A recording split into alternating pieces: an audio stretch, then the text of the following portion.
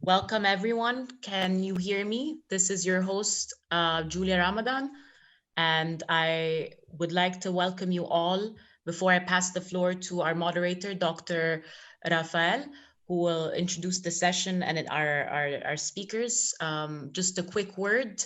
As you can see on the slide, we have some housekeeping rules, but now in the era of COVID-induced Zooming, I'm sure everyone is quite familiar with the rules. I just quickly confirming to mute your mics to allow for less distractions as possible for the clarity of our speakers. I encourage you to select your preferred language. At the bottom of your screen, you'll find an interpretation icon. If you wish to hear the presentation in French, please select French. And if your preferred presentation is English, just keep it as off or on English. So without further ado, I pass the floor on to Dr. Rafael, our moderator of the session. Hope you have a great, enjoyable and engaging session. Please use the chat box as much as possible. Yeah, thank you very much, Julia, for introducing the housekeeping rules. And I'm Rafael Lotira Arasio, the moderator for this session.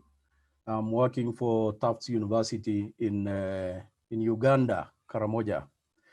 Now, what is it about this session?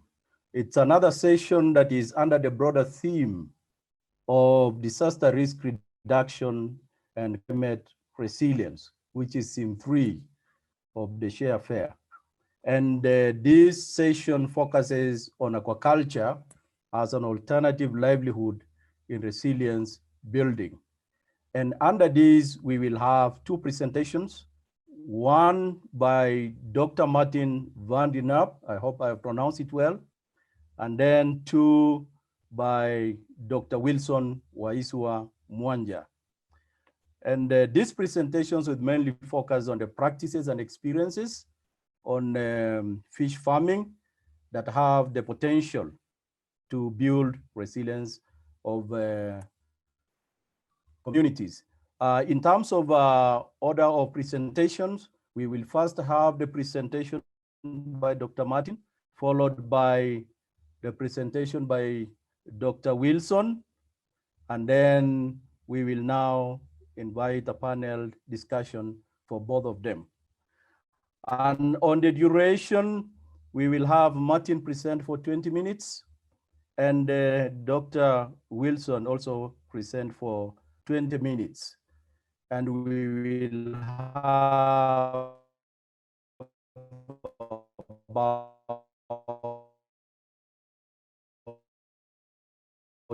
1 hour for, of course, we will invite questions and comments.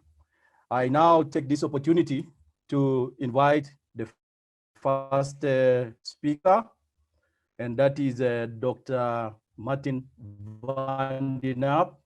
And his presentation is on the catfish culture in circular tanks with high fish densities for youth employment. Dr. Martin is currently working for FAO in Addis Ababa, and he has over 35 years of working in the fisheries sector. Welcome, Dr. Martin, and make your presentation. Thanks. Good afternoon, good evening, wherever you are, to attend this Share Fair. Up to present, I've attended a number of sessions, but so far nobody talked about fish. And it's high time to bring fish on board. Fish as an alternative livelihood in resilience building.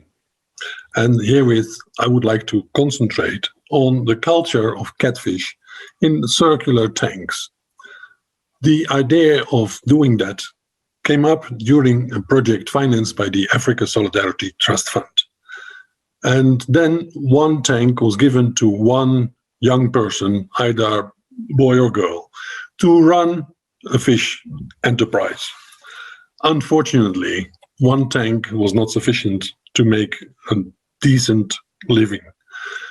It required too many inputs, and the results took too long to be achieved. So therefore, the idea was born to bring more people together who are then operate more than one tank. And then with funding from the European Union, we started a project in northeast Nigeria, close to Maiduguri. Maiduguri is stricken by drought, but it is also suffering from a rebellion. And there are quite a number of IDPs, internally displaced persons. When they come to Maiduguri and other cities, there could be, of course, competition for resources. So how to bring these two groups together? And it appeared that aquaculture was an interesting means to bring them together and to make sure that they would collaborate. If we look at the surroundings of Lake Chad, that is surrounded by 4 countries, Nigeria, Niger, Chad, and Cameroon. And all of them have been fishing in the lake for many, many years until they were kicked out and chased away from the lake. But when we then look at the total estimated number of IDPs in the region, then we come to a number of 2.1 million. And the solution would be to give them tools and seeds and to get them employed in agriculture. However, if we look at the Nigerian situation alone, there were about 100,000 fishermen on Lake Chad in Nigeria. And if all these fishermen fled to large cities, including Maiduguri, with their families, we may assume that roughly 1 fisherman and 6 family members, so altogether 700,000 IDPs, left the lake. 700,000 is 1/3 of the total number of IDPs. If we give them tools and seeds, would they know what to do with it?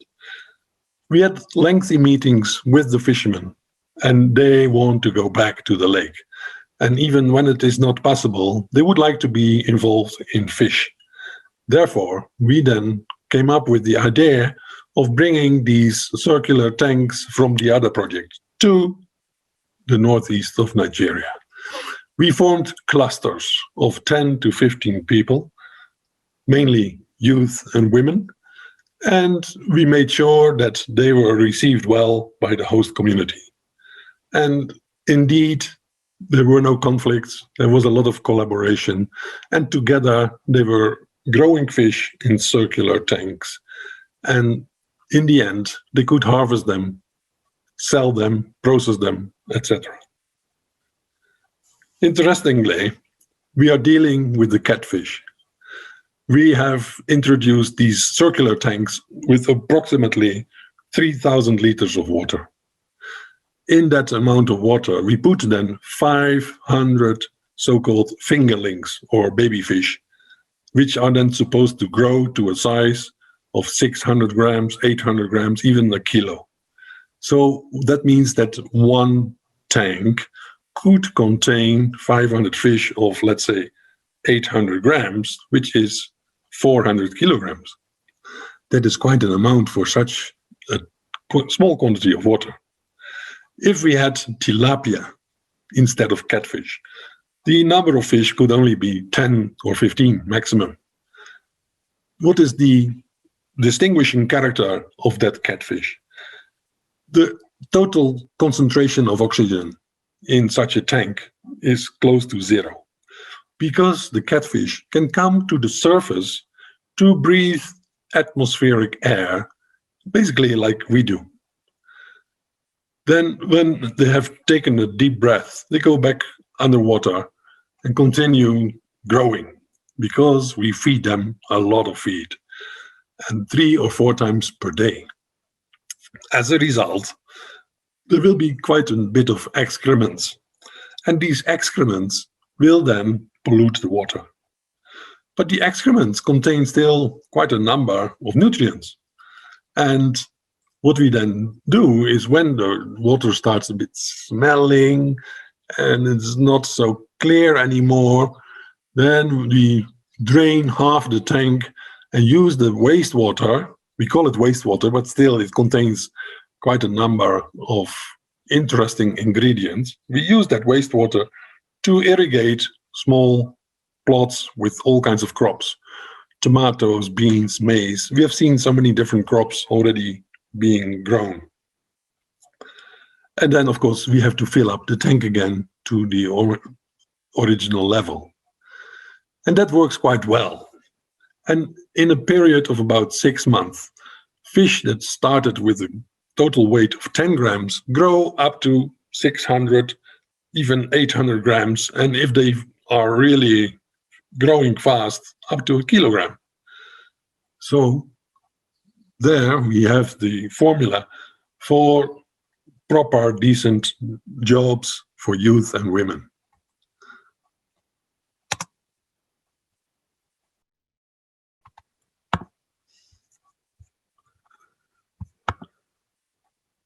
So I've mentioned the setting.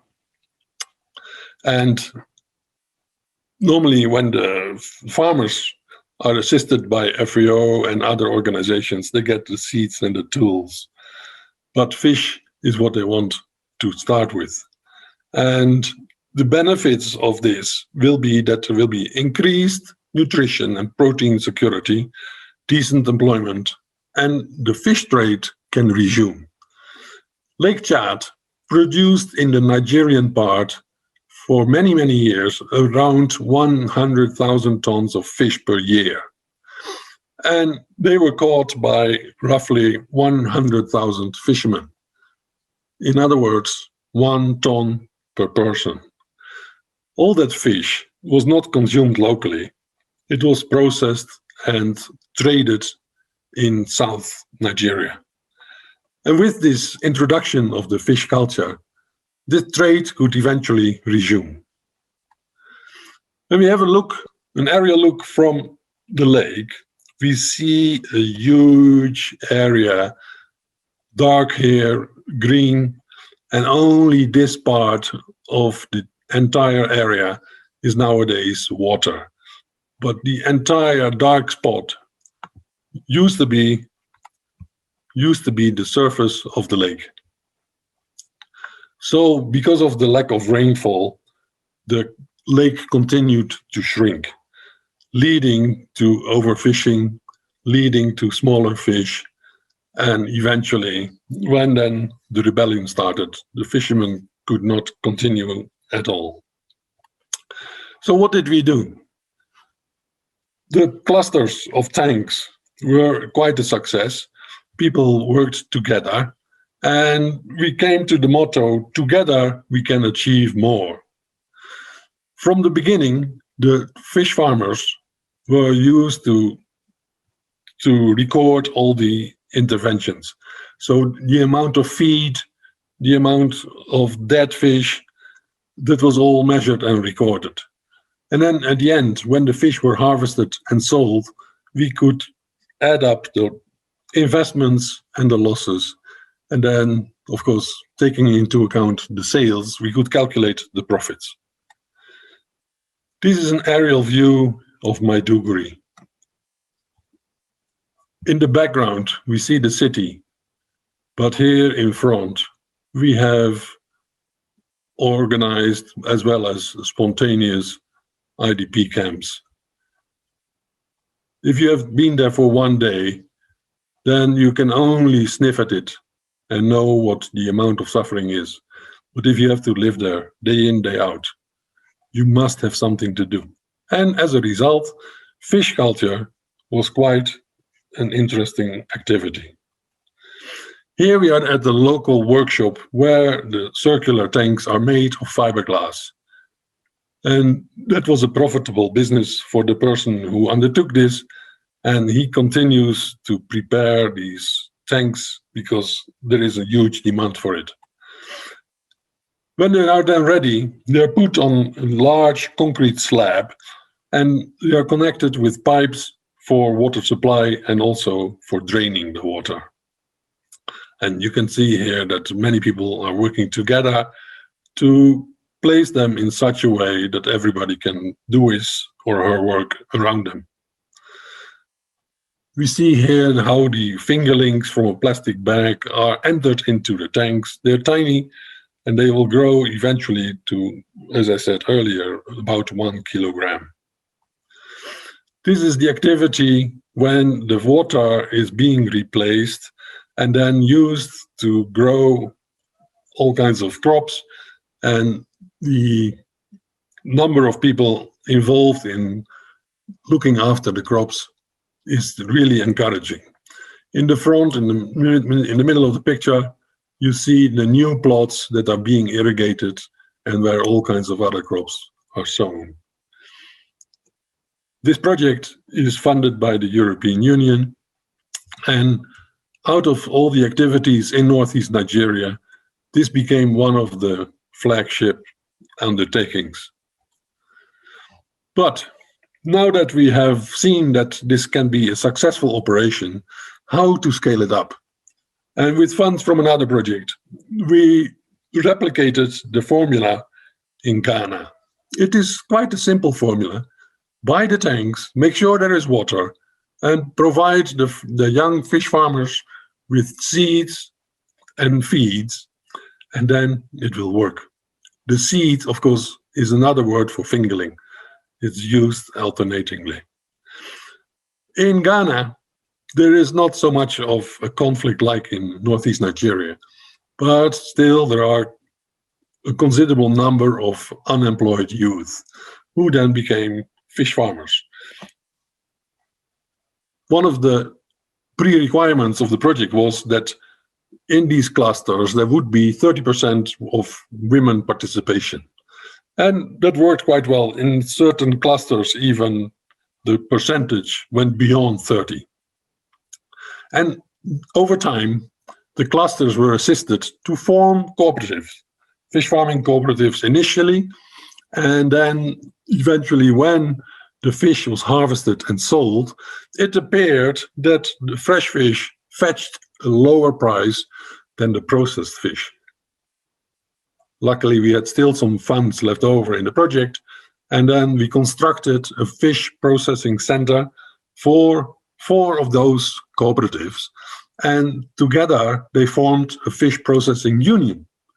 And the project assisted them with all the bylaws and all the paperwork and registration, and now it is leading to quite a successful, profitable business.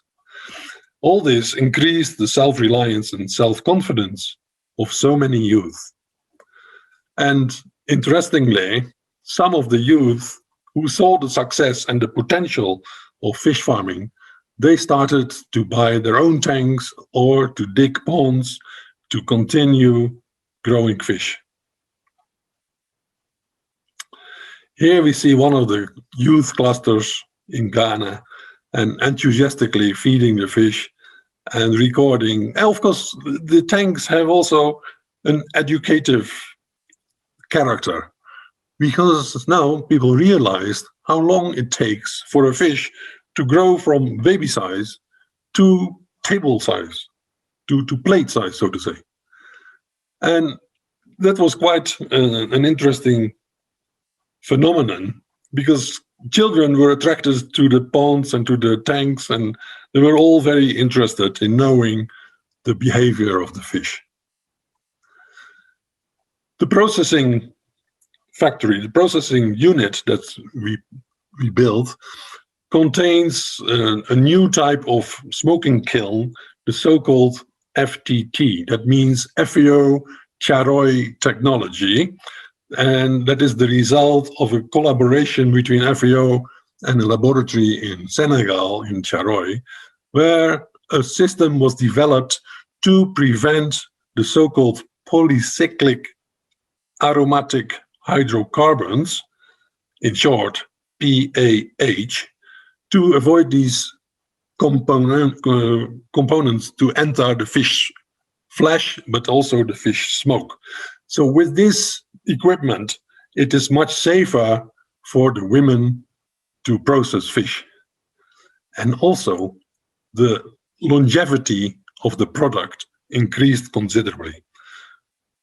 Normal smoked fish has a shelf life of about 3 months, And the product from the FDT ovens has a shelf life of 8 to 9 months.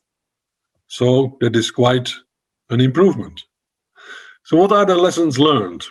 We have seen that the project contributed to food and nutrition security as well as safety. And the formula that we applied was quite simple. It can easily be replicated, but eventually, when we look at the total investment for one cluster, it's just a limited amount. And many donors or international financing institutions, they're not interested in small amounts. They want it big. So hopefully we'll attract with this formula not only 1 or 2 of these units, but quite a number of them, so that other countries and other communities can also benefit from this undertaking. Because it has led to quite a number of decent jobs. It led to conflict resolution and peace building. And even in times of drought, we can harvest fish and some crops. Of course, we need access to water. And if it is not the surface water, then also we can use the groundwater. So in certain cases, we had to sink boreholes to get access to the groundwater. If we speak of climate change, in terms of drought, we still have the water and the fish and the crops. When there is heavy rainfall, then of course the level in the tanks can be easily regulated, so that should not be a problem. If, however, the temperature goes up, that is very beneficial to our catfish because they love warm water. And the warmer the better. So even if it comes above 30, 32, 34 degrees centigrade, they grow very fast. In the end, we have to conclude that this is a profitable investment.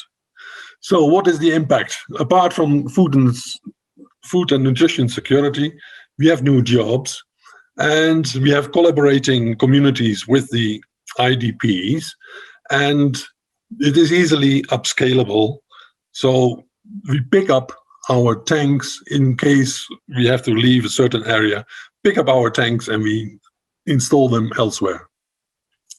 So the data collection from the farmers appeared that the undertaking is really profitable, and also based on what the beneficiaries told us, they are very happy with this intervention.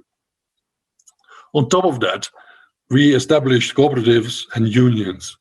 So again, another form of collaboration, doing it all together. In order to inform each other and to exchange data, for instance, if a fish dies from whatever reason, we can take a picture and share it with the group. And that sharing was done through WhatsApp groups. So interestingly, the groups were exchanging pictures and data, and they were calling meetings. So this is a form of technology that can easily be used. They invented their own radio jingles, and they are broadcast so many times per day.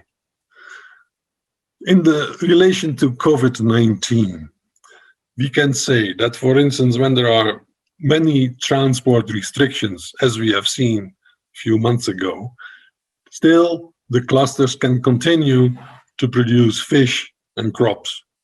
So they are less dependent on outside supplies of fish and all kinds of agricultural products. So in particular situations, particularly in remote areas, people can benefit from this approach. We don't have to kill the fish immediately because we have an opportunity to process them and to keep them for quite a period of time. So now we are looking for funding, not only to expand the activities in West Africa, but also to bring it to East Africa. Thank you very much for your attention. Merci beaucoup, shukran, asante sana, etc. Over and out.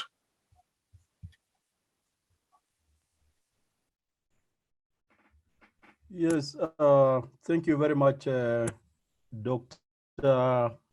Martin. For the audience, we are taking note of questions in the chat box. And after the next presentation, I will present those questions to the presenters for responses. So now I would like to invite the second presenter, and that is Dr.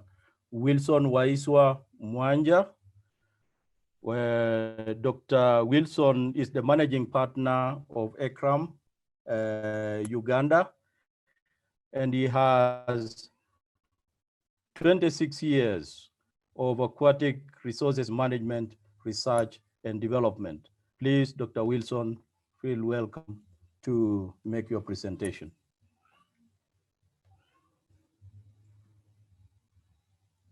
Over to you, Wilson. Thank you, Raphael. This work is a product of work sponsored by the African Development Bank, carried out by the IGAD as a way of finding potential and developing the potential for fisheries in the IGAD region to support the resilience building in arid and semi-arid lands as part of the disaster risk management in IGAD. Next.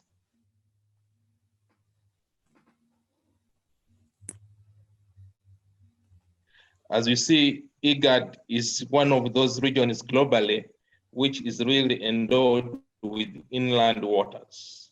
What is known in Eastern Africa is mainly the Great Lakes that are usually mentioned of, but IGAD region and Eastern Africa in general has many inland river systems. When we talk of fisheries, normally what comes in people's minds are the lakes, Lake Victoria, Lake Albert, Lake Turkana, but we also have major river systems, and these river systems normally go beyond one country. They are shared river systems, and many communities depend on them for many activities other than fisheries, including agriculture, including water, including livestock, which cause a conflict. But also in remote areas, therefore, normally not focus of many governments and all even scientists to assess what actually these rivers can do, especially in terms of fisheries. Next. As you see from the photo here, these rivers are actually a major source of livelihoods for many remote communities in the region, way distant from major administrative centers or towns, and even rural trading centers, and is major source of water to these communities. But most importantly, what doesn't come up in many books, in many records, is the fish production. And much of this fish production in parts of the region is not even yet assessed or known. And that's the interest of IGAD. Next.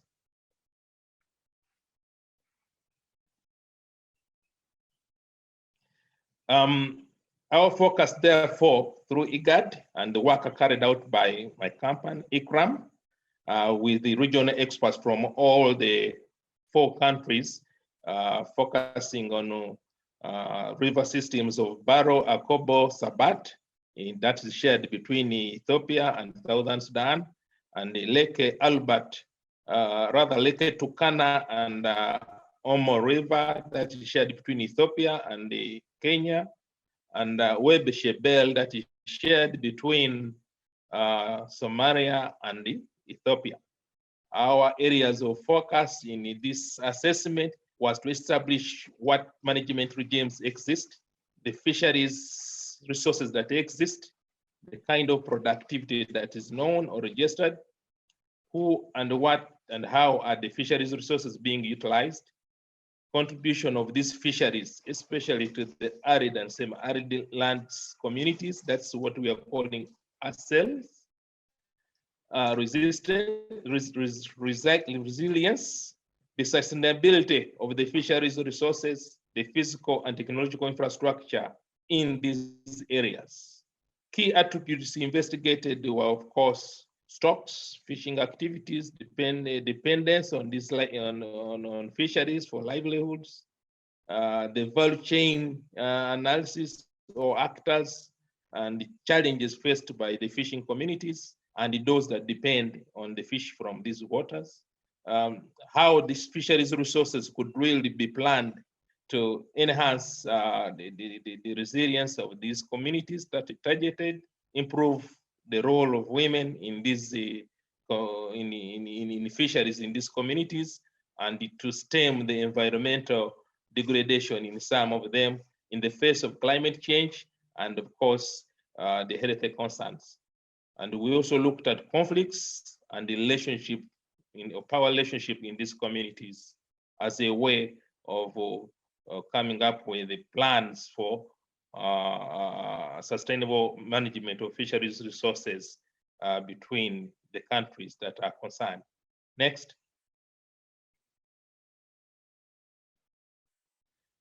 Again, another example here of a household-based artisan fish processing on Lake Turkana. As I said, these communities are remote, normally limited infrastructure, but they are able to make with what they have in finding simple technologies like filleting and sunny drying of these large fishes normally, because you can't dry them, they're too big to be dried in a piece. So they have found ways of filleting them and drying the flesh, and also drying their skeletons, which are all sold not only locally, but even in the region, as I'll show next.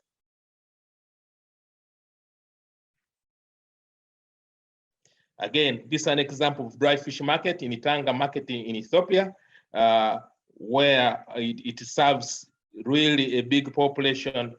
And on the Ethiopian side of this Barrow Kobo-Sobat river system, we have many refugees from Southern Sudan and even some internally displaced persons in Ethiopia, and of course, a movement of the pastoralists with issues of pasture and looking for water, and these fish, these rivers and fisheries from these rivers serve as a major food item for these communities and groups of people, let alone the aspect of nutrition in many of these remote communities. Next.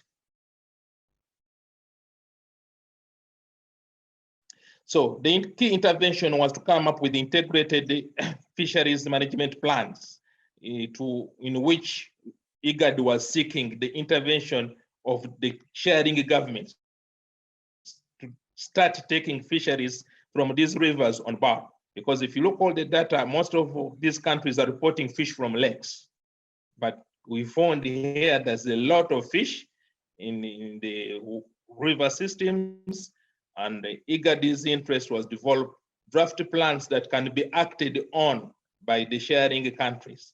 And in this plan, the main focus was to bring in communities, because these are remote areas, to empower communities to manage their fisheries on their own, to manage the fishing capacity, because there are some areas where fishing is really destroying the fisheries potential, production potential, to have an agreed fisheries resources management system, to integrate climate change in the fisheries management plans, to have a system of knowledge and skills and technology transfer between countries and across the region, to enhance especially women's role in fisheries in the region, and using fisheries to build the resilience of those targeted communities, normally in those remote areas, the arid and semi-arid lands, away from anything else.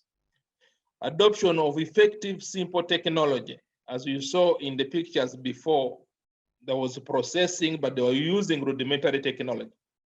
We have a chance here for the sharing countries to allow technologies similar to what the previous speaker presented to really be used in these communities. Promoting of use of fish for dietary and trading purposes. Many of these communities, unfortunately, don't eat fish, but we are telling them, even if you don't eat fish, you can trade in fish. So you need to be part of the fisheries sector or industry in these regions. Next.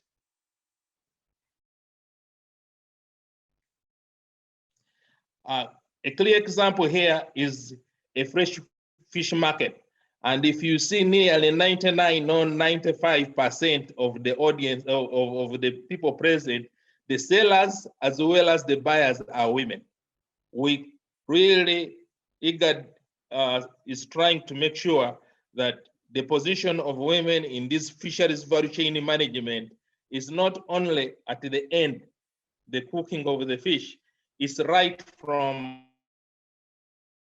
the producing all through the value chain, and not only to engage, but to be part of the management and the decision making in fisheries governance, so that they know what fisheries mean to them in their families and the value, and they will be willing and open to messages of sustainability of the fisheries resource. Next.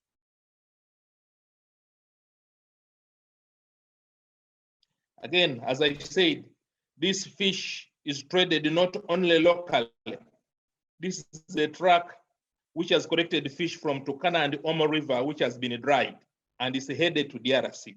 Similarly, on the Ethiopian southern Sudan side, when fish is dried, it's traded in the whole Sudan region upward, and some of it is even taken as far as Yemen. So these river sources have a resource that promotes even regional integration and trade across countries in this region, and also feeds beyond the countries that produce the fish to other countries which need the fish. Next. At the system level, key interest for IGAD was to bring this transboundary fisheries system in this transboundary river under clear management systems, that they no longer remain remote, but actively monitored and supported systems with clear policy for looking at the resource within them. And the aim is really aimed at the smallholder fishers and fish farmers, the pastoralists who normally move between regions, between administrative regions, and between countries looking for pasture and water, and the use of fish could help them even settle or move less, and if not, at least have the food required. The agro-pastoralists, the fisher folk, and the focus especially on women and children, the youth for employment. These areas, I said, is an area of with high concentrations of refugees, high concentration of internally displaced people and returnees. Many of the returnees, when they left because of civil strife, they lost their livestock. They find themselves that the most viable activity to do is actually fishing, because it's open and it's accessible. The unfortunate thing that if it's not managed and it's open to every person coming in, then it is also prone to abuse. That's why IGAD is moving in to propose to the countries that are sharing that you can manage this resource sustainably for the communities and beyond the communities. Next. Again, looking at the potential of these lakes. These are fishes from the Omo River system, not even Turkana, before you reach at the delta of Omo River system as it joins Turkana. And this is a regular activity. The problem with the communities is that these communities are far from the physical infrastructure. Sometimes the roads are not there, and there are areas of high temperatures. So the fish gets spoiled quick, and there is no technology and facilities to support them. But the potential is enormous, and if managed very well, it can change people's lives and also contribute to the national economies or local economies at least. Next. Similarly, this is a fish caught in the Webe Shebel in Somalia, and a very rich system. Sometimes it's seasonal, but there is a bigger system associated with this Juba system. Whenever we talk of Somali, we think of course, the pastoralism and the ocean. But Somalia has good water inland system, the river Shebel and Jubel, which have a lot of fish. And if this fish is managed, it really can support a number of communities, and especially the increasing internally displaced communities that are in these far remote areas that have run away from the civil strife within this country. But also it can be a commodity for trade between the nations. Next. Again, another presentation of a fish processing market in Baldwin in Somalia, which is just by the river. And this is the common practice. They have skinned the fish and they have dried it, because the communities they target are normally mobile pastoral communities who prefer their fish in a dry form that they can stay for longer periods. Next.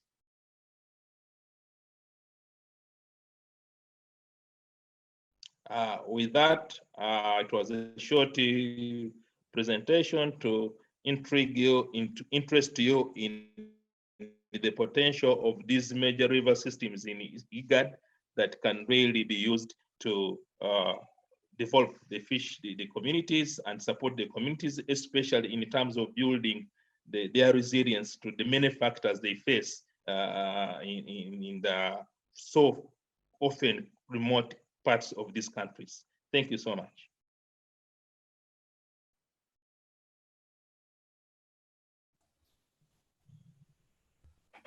Yeah, thank you very much, Dr. Wilson, for the presentation. I see there are a number of questions and comments on the chat box, and I will regroup some of those questions and present them to the presenters. And I might also ask the audience or some of the participants to directly ask some of the questions that are presented in the chat box. For instance, I would like to start with a question from Kafkas Caprazil. It is to both presenters, but I would like this question to be responded to by Dr. Wilson. And Kafkas, are you available? Maybe yes, ask yes, a little more that question. Yes, I am. Please available. Go ahead. Yeah, thank you very much to both presenters on this wonderful presentations, and it's really enlightening. I want to know, in many countries, in many societies, fish is not a preferred food. So when there is a guest, they offer sheep meat, goat meat, but not fish. Fish is something that you would eat after chicken. So how can you promote this in the minds of these people that it is high quality protein? Is there an approach? Is that part of the project? Thank you very much. Over. Dr. Wilson, I would like you to respond to that directly. Thank you, Mr.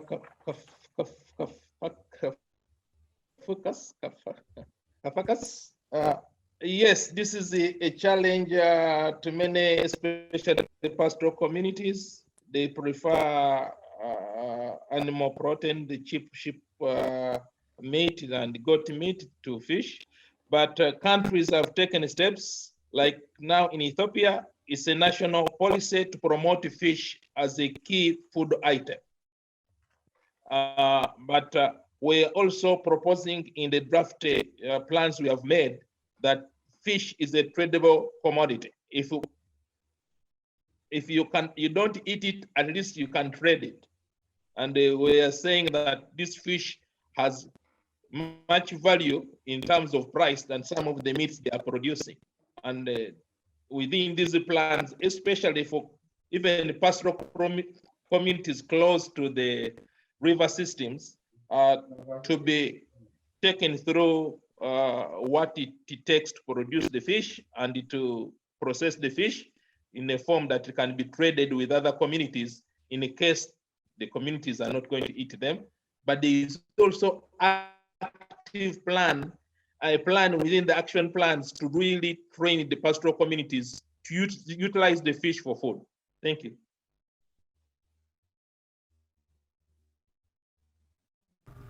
Thank you, sir. Back to you, Raphael. Yeah, thank you very much. Willard is available. Yeah, it is available. He had a question to Dr. Martin on why circular tanks and not earthen ponds, given that circular tanks could be costly, given the purchase cost and transport. Would you like to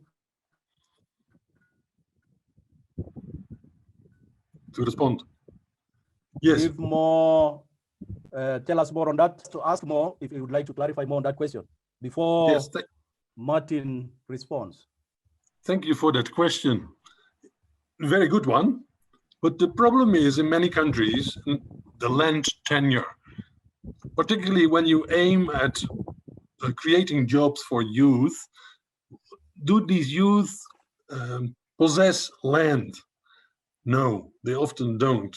So they depend on others to rent a plot or to go to a certain area where they're allowed to have some activities. And that is how the idea was born, to put them together on a plot that belongs to a person, so that they don't have the difficulty of digging a huge fish pond. Normally, the fish pond will measure about 200 square meters, and it is quite a bit. And we found it very difficult for the youth to identify and find the plots to dig ponds. Of course, there could be many more fish in the pond, but when we look at the possibilities in the field, then often we see that the ponds are underutilized. They could contain many more fish. So in order to properly monitor the behavior of the fish and to see whether they are feeding properly, we preferred the high density in small tanks. I hope this answers your question. Of course, there could be more reasons to identify, but the land tenure was one of the major obstacles. Over. Yeah, thank you very much, Martin. And I would like you to respond to two more questions that I will present to you.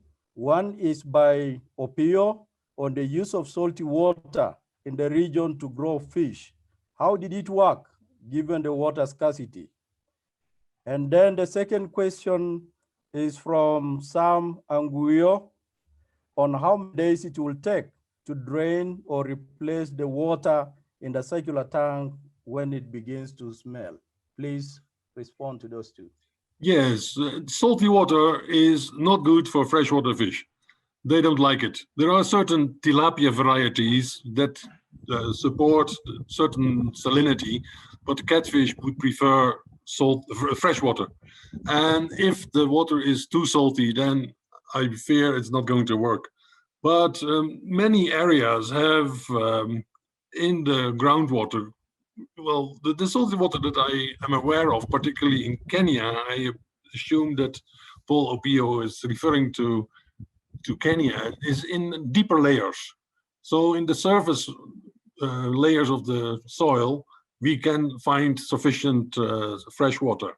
With respect to the replacement of the wastewater, it is a very interesting question indeed. So when the fish are small, let's say 10 grams, they eat only a little bit compared to fish of 800 to 1000 grams.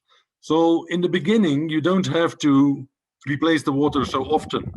If you now grow your crops at the same time as you put your fingerlings into the tanks, then you also don't need too much water in the beginning for the plants.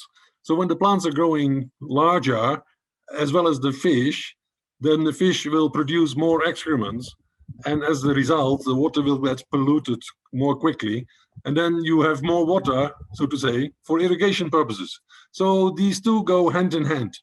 And interestingly, when the fish are really about to grow to 800, 1000 grams, you may have to replace 50% of the water every second or every third day.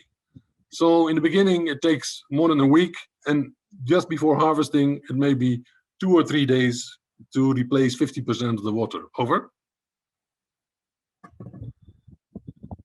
Thank you very much, Martin.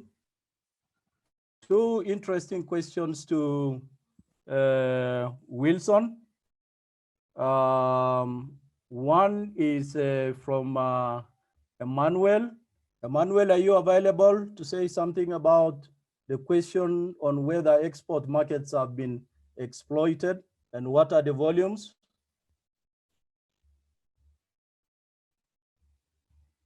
Emmanuel from the audience?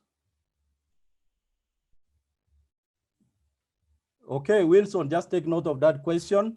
And let me bring in the next one.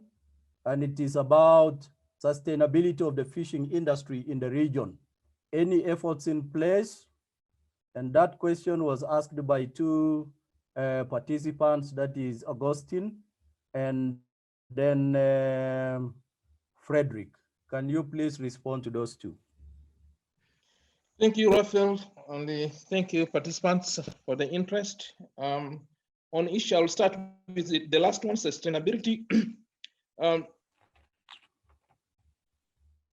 It's already appearing in some of these rivers, in sections of the rivers, that fishes are really already being overexploited. There is excessive capacity and use of gears that are more destructive than normally they should be.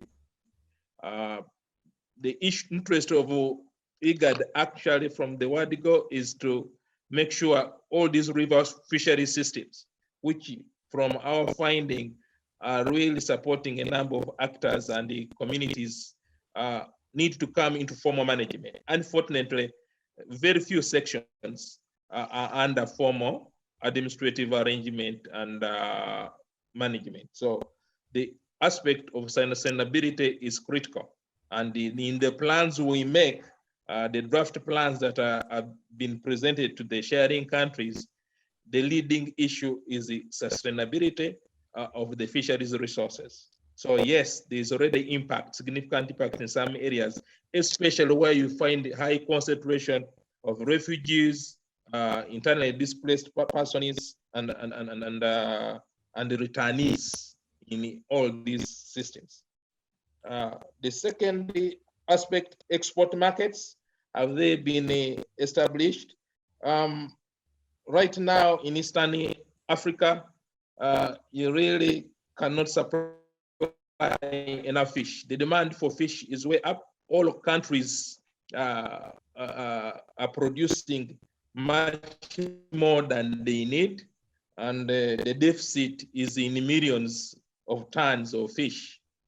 The challenge is though is even if the trading blocks have made an effort in improving trade, fish is one of those commodities which remains largely informal, and countries are now trying to move to put in place systems that allow formal fish trade. So they are to manage it and ensure sustainability of the resources. Many people are trying to do it, are doing it, in many times avoiding the normal trade routes.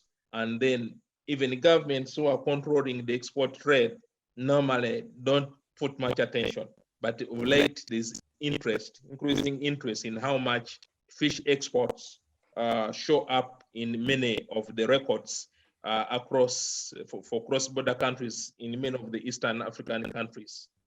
And as to the assessment, that is also part of the activities within the integrated fisheries management plans that we are putting forward to assess the fish trade potential and the markets and how these markets can be reached, what form of products these markets need, and what quantities and whom the fishers or fish traders in one particular country can deal with in another country. All these questions need answers, and therefore the push by IGAD for countries, not only in these river fisheries, but also in Lacastro in all lake-based fisheries. Thank you. Yeah, thank you very much, Wilson. And there is another question related to that, and it is on the IGAD efforts to promote cross-country market linkages, given the different intergovernmental policies on trade. So would you also want to respond to that, because it's related to what you have just responded to? Yes, we are. Wilson? Yes, Raphael, thank you. We have linked our plans to these efforts, but this is being done by different bodies in IGAD, not particularly my area that I've worked on. And the fish among the areas of focus of that, those working with the trade, fish is one of the areas of focus among the bodies and the agencies at national level working with integrating regional, further deepening regional integration through trade.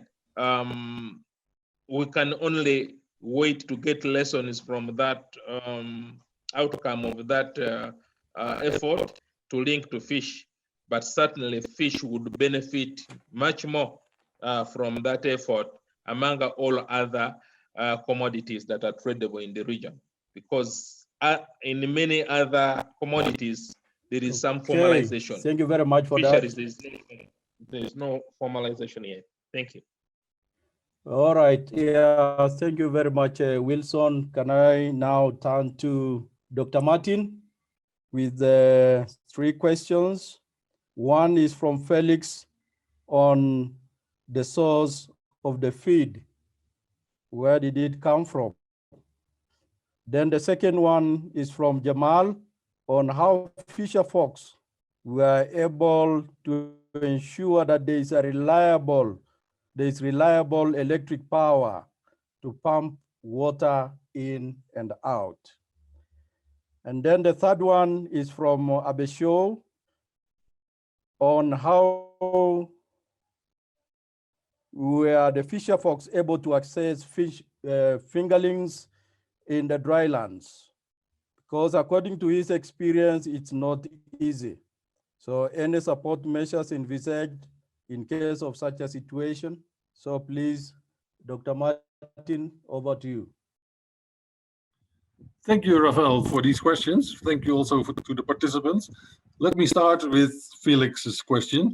The feed came from the 2 countries, Ghana and Nigeria, because we knew there was already a value chain of feed. And if you have to start from scratch, then it becomes much more difficult. So we wanted to prove that this system was going to work, and that we did in countries where catfish, fingerlings, and fish feed are available. I have seen another question of Felix in the chat box, he was interested in knowing about the economics of this undertaking. And of course, when we looked at all the costs that had been incurred, we took into account the prices that we had to pay for the equipment and for the fingerlings and for the feed. As you know, an international organization like FAO has to tender for all these purchases. And as a result, the price is then higher than when you would be purchasing all these goodies from the local market. And despite that, we came to the conclusion that after the second production cycle, the clusters in Ghana, for instance, would make a profit of $20,000 with a conversion ratio, feed conversion ratio of 1.5. However, beginning fish farmers in the two countries reached a feed conversion ratio of 1.1 to 1.2. So that means that the profit would even be higher. So there is definitely good evidence for the fact to claim that this is a profitable business. Then with respect to the power, of course, when you have an engine that is running on petrol, it will be costly. But nowadays, pumps are also solar driven. So a small solar panel and a solar driven pump can do the job easily. Of course, the crops that are going to be irrigated are below the level of the tanks. That's why you saw on the picture that the tanks were on the concrete slab so that the water would leave the tanks by gravity and reach the plots. So without any energy. It's only to pump it up from the groundwater if necessary, and then we use solar. The availability of fingerlings can indeed be a problem, but we started demonstrating that it works. So the next phase would be to start up a small scale hatchery to produce fingerlings. This happened already in Maiduguri, where we assisted a young fellow who was interested in breeding fish, and we gave him the means to start up a small hatchery, and he is now supplying all these fish farms that are operated by the IDPs and the host communities. I believe that I've replied to the questions sufficiently. If not, please let me know. Over. Okay, thank you very much, Martin. Some two more connected questions. One is from Thomas on the composition and the cost of feed. Maybe you can say something about that. And then also from Thomas is on the minimum viable cluster size. I guess the cluster size of fish in the tank. Yes, thank you, Yes, Rafael. Thank you, Thomas, for these questions. As regards the cluster size, we always say the more the merrier. So let's assume that not all 15 people in our clusters were at the farm every day. They operated in rotation. So 3 or 4 on one day and the next 3 or 4 on the next day, so that they could continue their own activities, if any. For instance, to have women in the clusters, they may have to look after the children and they may have to prepare the meals. So as a result, they were not there full time. So on a rotational basis, you can determine the cluster yourself. If you can run 15 tanks by yourself, it is possible. Then you have a cluster of 1. But as I said, we try to involve as many people as possible so that all of them can have decent income at the end of the month. Then the composition of the feed. We depended on the feed that was available on the market. And of course, an important component of catfish feed is the fish meal and the fish oil.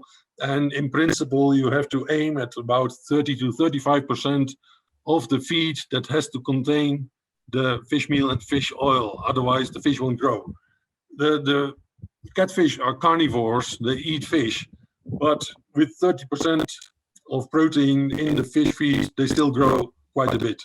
So the other components depend on the availability. You can use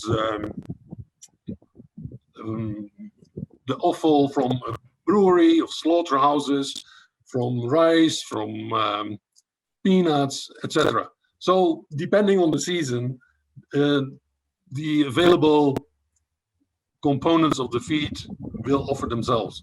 So the better, some of the farms are using imported feed at a cost.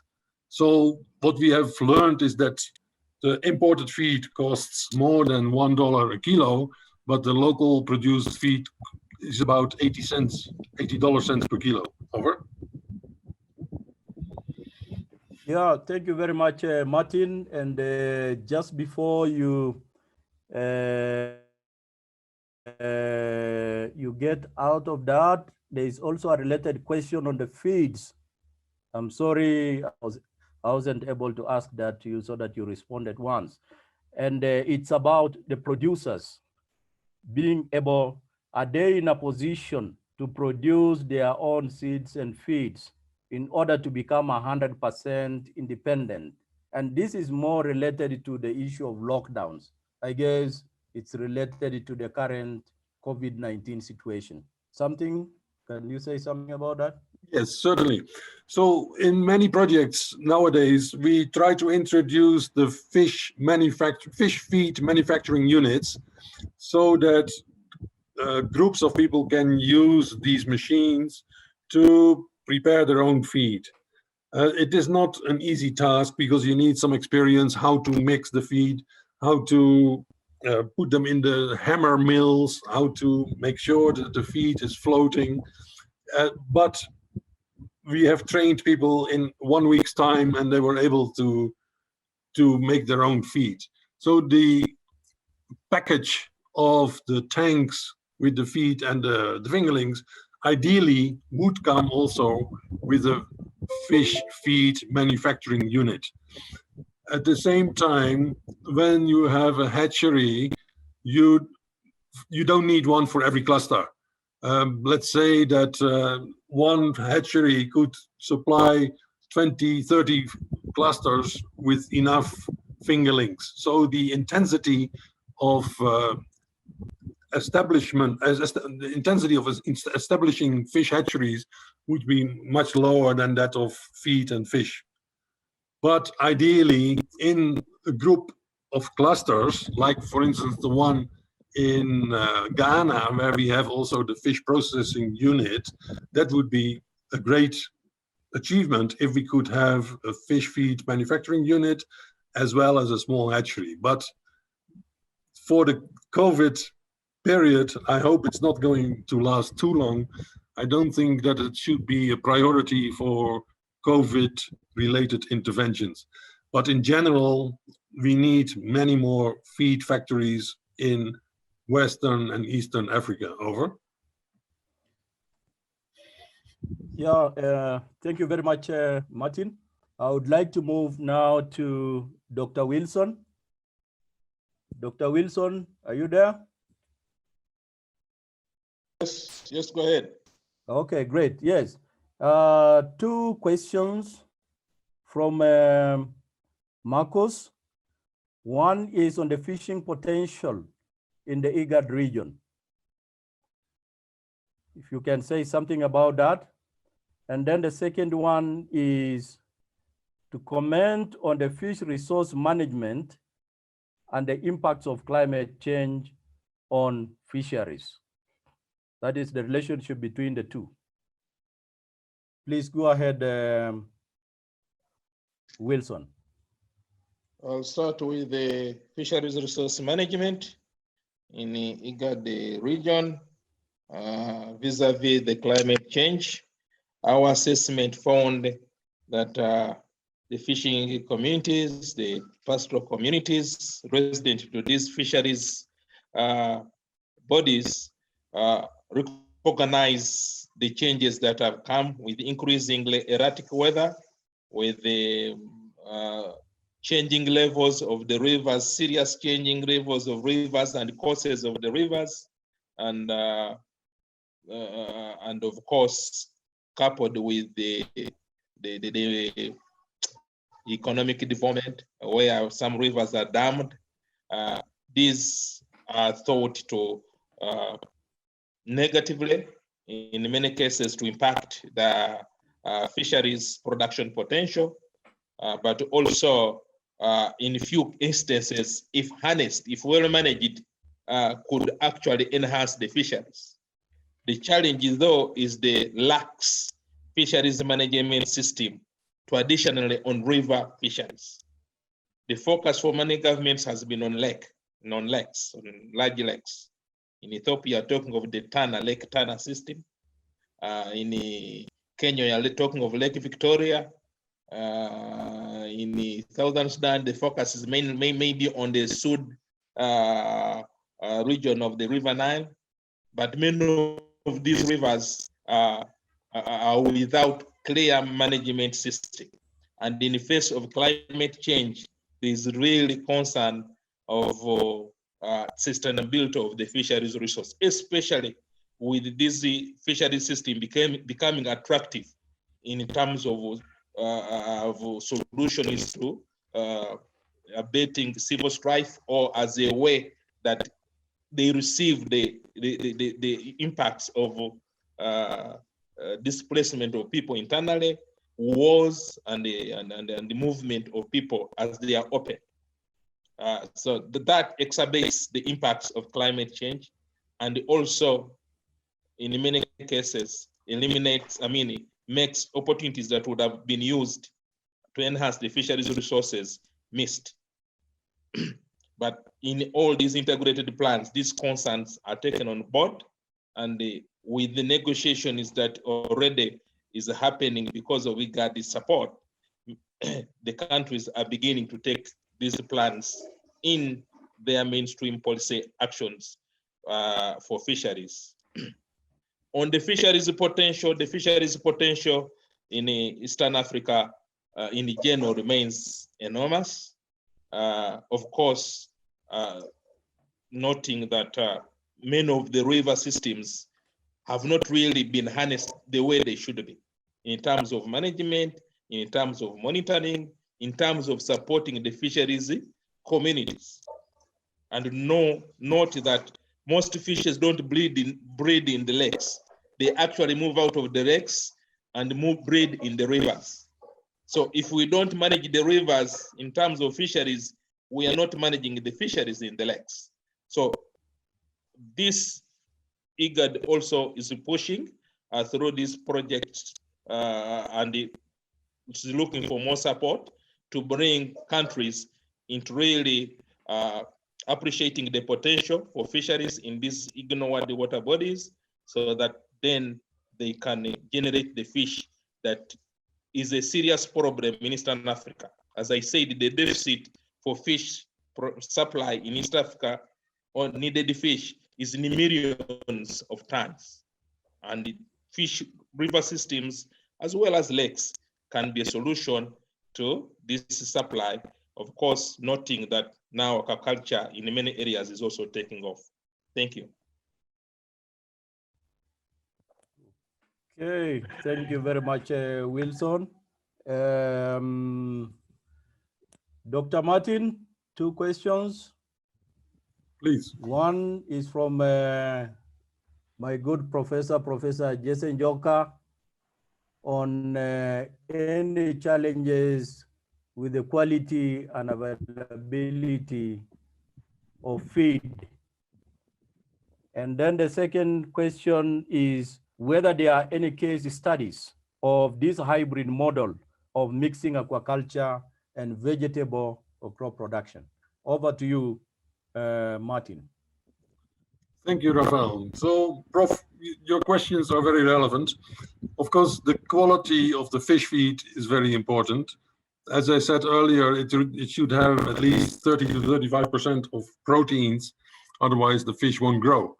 Nowadays, we try to do all kinds of experiments to replace the fish component of the feed, because there are quite a number of people who say, why would you feed fish with other fish? Why not eat the small ones yourselves? So that is a topic of discussion that will continue forever. And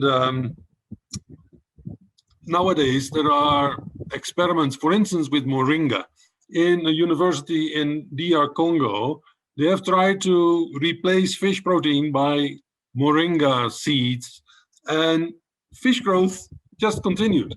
It was amazing, but unfortunately, we don't have the resources, the financial resources, to undertake this research at a larger scale. So maybe at your university, you could start such an interesting exercise. The availability of feed is not always the same. Sometimes certain components are out of stock, and then you have to wait. Of course, when you are running a fish farm, you cannot stop feeding, because then the fish won't grow. So the majority of the fish farms have some feed in stock. And also during our projects, we made sure that all our young fish farmers had sufficient feed for the various size ranges of fish feed, of fish. The second question, Rafael, tell me.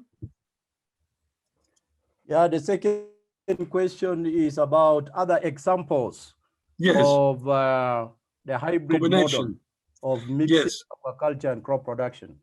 Of course, in Asia, fish farmers are a bit more advanced than we are here in Africa. And for instance, there is the combination of rice and fish. And in the paddy fields, many Asian farmers have then refuse canals and a small pond for fish. As soon as the water level of the rice paddies goes down, the fish can seek shelter. If now the water level is sufficiently high, the fish can swim among the rice plants and eat all the vermin that normally would attack the rice plants. And interestingly, there are quite a number of researches that have been done to demonstrate that with the combination of rice and fish, the amount of pesticides and fertilizers can be reduced.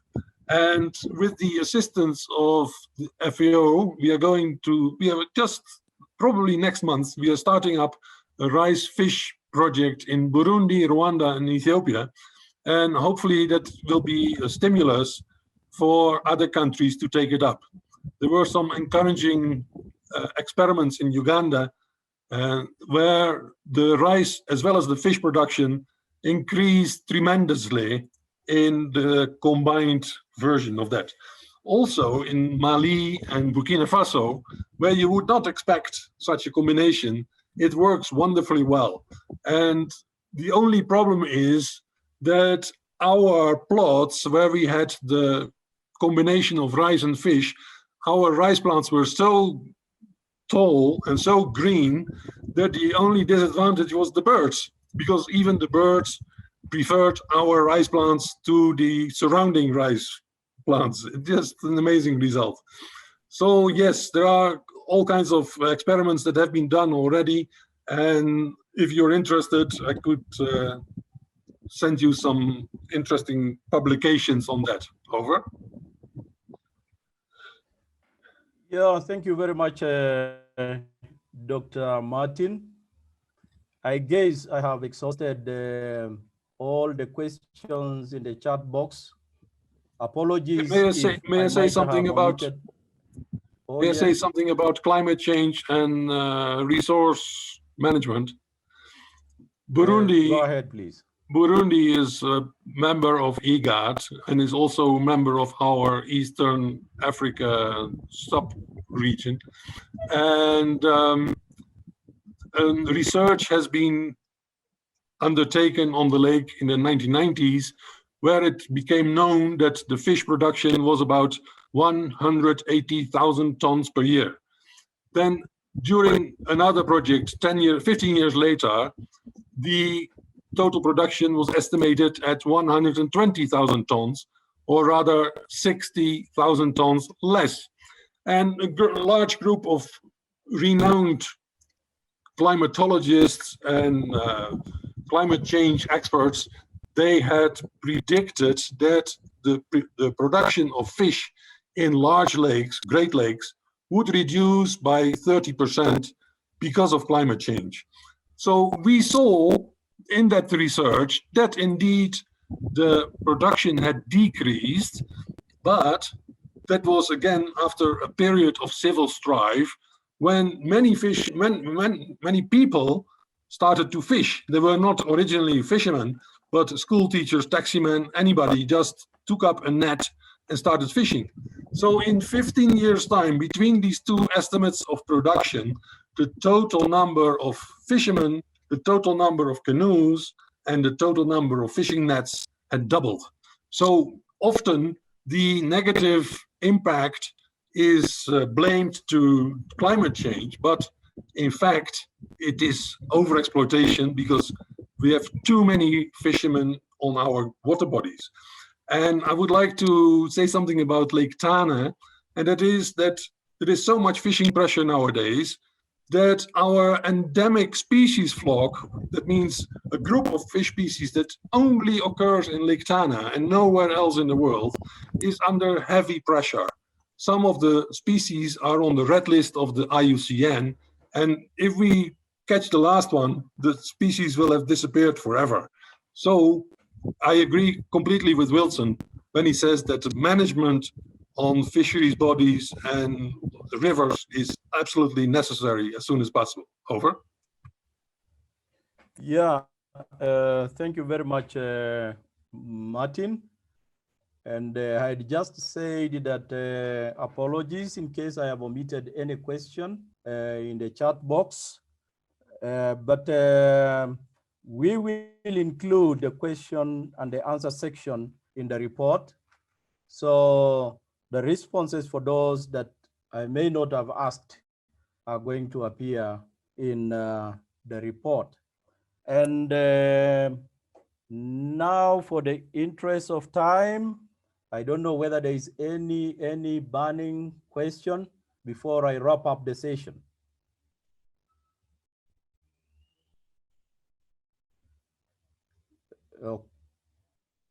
Okay, 1 second for any other question. All right, so silence means I go ahead and wrap the session. First, I would like to say a big thank you to the presenters for such interesting presentations, and also to the audience for such a high engagement of the presenters. I guess we've learned quite a lot from each other, and each one of us should be having a message to take home with regard to a number of things. One is the impact of those experiences and the approaches. The presenters have also mentioned something about sustainability, also something about replication of those experiences. So those are some of the messages that we could take home from these presentations and interaction. So now, without further ado, I would like to stop here and hand over the session to Federico Giulia, in case there is any last remark before we close. Thank you, Dr. Rafael, and thank you to Dr. Martin and Dr. Wilson. It's been a great session, and I think the chat box is a testament to this super fruitful session. It's a shame it's coming to an end, but I'd like to take this opportunity to remind you that tomorrow we have another packed day of sessions, some parallel. Please check out your emails. We'll be sending another reminder in the morning with the list of the different events with their corresponding Zoom links. We hope to see all of you attending us tomorrow, with us tomorrow. And with that, we close the last session of the day. Thank you all very much, and we hope you enjoyed it. Thank you. Thank you. Bye.